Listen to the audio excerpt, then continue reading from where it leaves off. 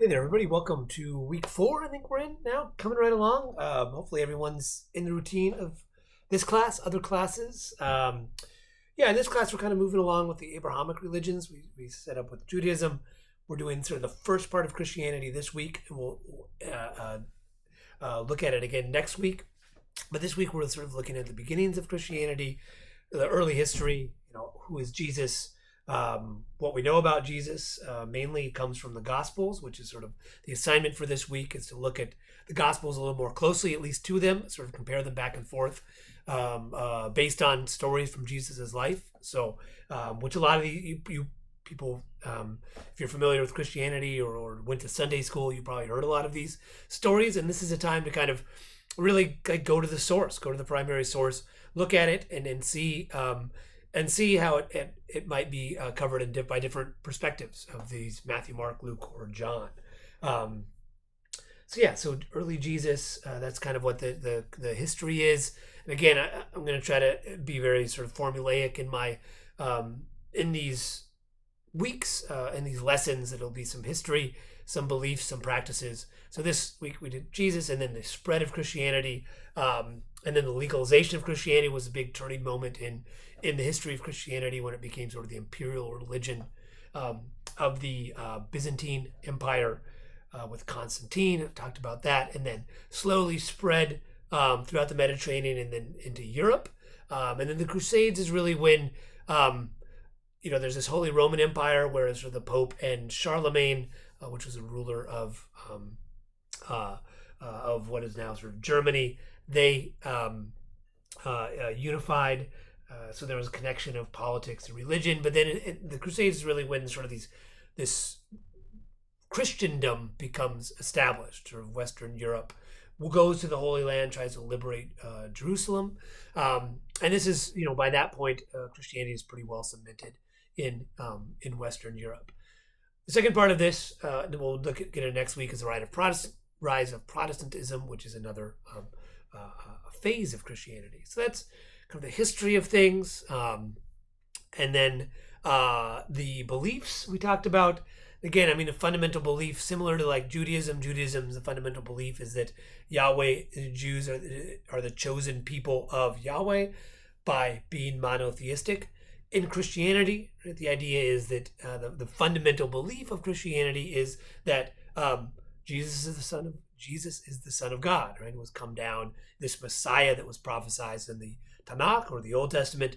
Jesus is that figure to bring the kingdom of heaven to earth, and was, according to Christianity, right, was died and resurrected within that. So belief in Jesus is the main element there. We talked about some other beliefs. Particularly the New Testament, some of where these ideas come from. Which is different. The Tanakh is the Hebrew Bible. Old Testament, that's still very much part of the Bible, the Christian Bible. The Old Testament is part of that. So all those stories and connections are similar between the two religions, except the New Testament takes it in another step, another stage of monotheistic Yahweh God worship, with Jesus as being the figure there. The New Testament, the Gospels, and then the Acts of the Apostles, more stories about sort of what the apostles did after the death of Jesus and the spreading of Christianity. Then the letters, particularly of Paul, who was a big figure of that. I gave a link, one about a video about the Nativity, which it still exists today in Bethlehem, and then a link to it's a PBS series on Christianity. If you want to learn more about it, you can. But I just put the page there about the letters of Paul to kind of give an idea of how Paul expanded that. And then the last book of the New Testament is Revelation, which is sort of the salvation end time prophecy stuff. I think that's kind of the belief side of things. We'll get into a little more some more nuanced beliefs next week there, and then obviously, and then practices is the big thing with Christianity is church, right? That you go to church every Sunday is the day for Christians, whereas sort of Saturday, if you will, the Shabbat is for Judaism. Sunday, and again, this church is part of this community. There's many different denominations.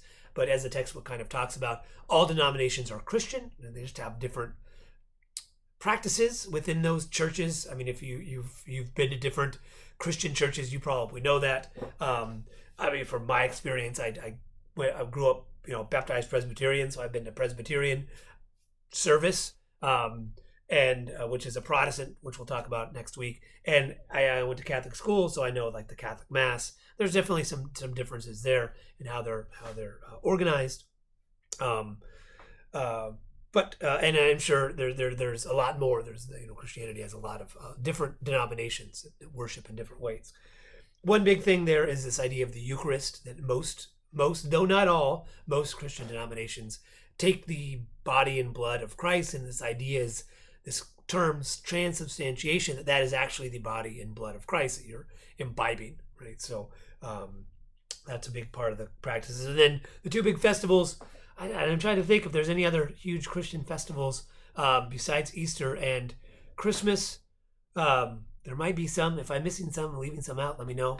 But those are the big one. Easter, obviously, and just hopefully from that talk, that it isn't just these days, right? That Easter has Lent leading up to it, so that it's very much a season where some people, again, all religions, people practice in different ways.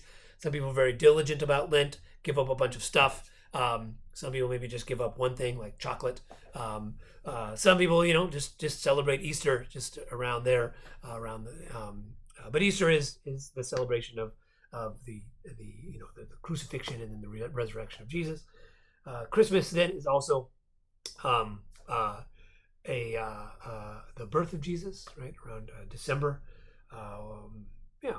So, and then, Advent leading up to that as well. And then after that, Epiphany, which in some places is also a celebration as well. So that's kind of the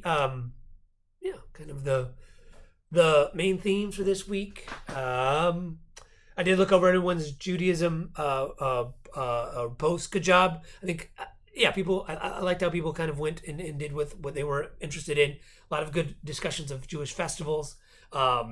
It's also some some stories from the Tanakh and as well, or figures, Moses.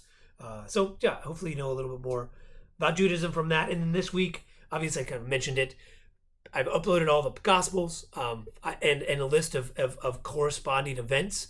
Feel free to use those, but if there's something else you're more interested in, if you're very familiar with the New Testament or the Gospels, feel free to kind of look at that. But I do want you to use two different Gospels when you're looking at these events from the life of Jesus, just to kind of see, one, just kind of familiarize yourself with these stories. Two, how are they different or similar, right? Because there are differences and similarities between those. All right, I think that's it. Have a good rest of your week.